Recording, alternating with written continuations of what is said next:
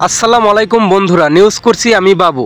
ঢাকা আগারগাঁও জাতীয় পঙ্গু হাসপাতালে ছাত্র আন্দোলন হওয়ার সময় যে সকল ছাত্ররা আহত হয়েছে, এমনকি অনেকেই পা হারিয়েছে, অনেকেই হাত হারিয়েছে, তো অনেকেই পঙ্গু হয়েছে। তো তারা কিন্তু গত 3 মাস যাবৎ সুচিকিৎসা না পাওয়ার কারণে তারা কিন্তু ঢাকা জাতীয় পঙ্গু হাসপাতাল আগারগাঁও সেই হাসপাতালে সকাল থেকে সারা দিন আন্দোলন করে এখন বাজে রাত 8টা, এখন পর্যন্ত তারা সেই আন্দোলনেই রয়েছে।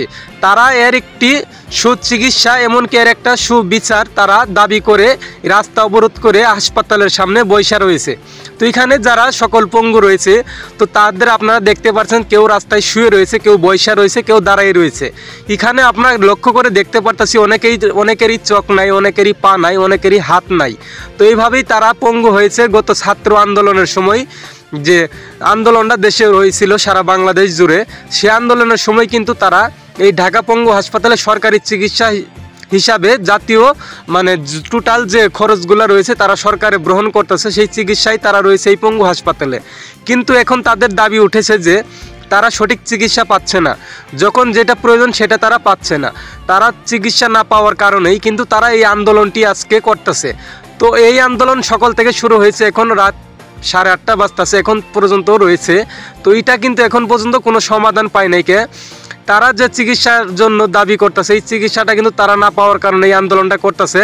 তো এখন পর্যন্ত আমরা কিন্তু এই বিষয়ে কিছু জানতে পারি নাই যে তারা এটার যে সমাধানটা হবে এই বিষয়ে কোনো ফয়সালা তাদের কাছে পাই নাই। তাদের আমরা জিজ্ঞানোর পরে তারা বলছে এইটুকুই, আমরা সুচিকিৎসা পাচ্ছি না, আমাদের সুচিকিৎসার ব্যবস্থা করেন, আমাদের সুচিকিৎসার ব্যবস্থা হলেই আমরা এই আন্দোলন রাস্তা অবরোধ ছেড়ে দিব। তো এই পর্যন্ত কিন্তু তাদের বক্তব্য রয়েছে।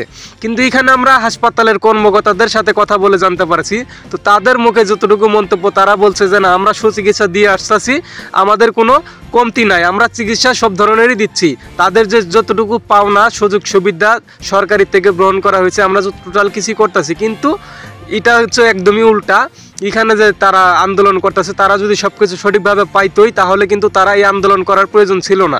এখানে সকাল থেকে পঙ্গু হাসপাতালের সামনে গাড়ি বন্ধ হওয়ার কারণে রাস্তা বন্ধ, এখান থেকে কোনো গাড়ি চলাচল করতে পারতেছে না। যারা হাসপাতালে আসতেছে তাদের কিন্তু আগারগাঁও নামাই দিচ্ছে, যে বাস দিয়ে আসুক, যে কোনো গাড়ি দিয়ে আসুক, আগারগাঁও থেকে কিন্তু রিস্কাই করে আন্দোলনের অনেকক্ষণ আগে আন্দোলনে হাসপাতালের অনেকখানিক আগেই তাদেরকে নামিয়ে দেওয়া হচ্ছে, সেখান থেকে হেঁটে হেঁটে আসতে হচ্ছে।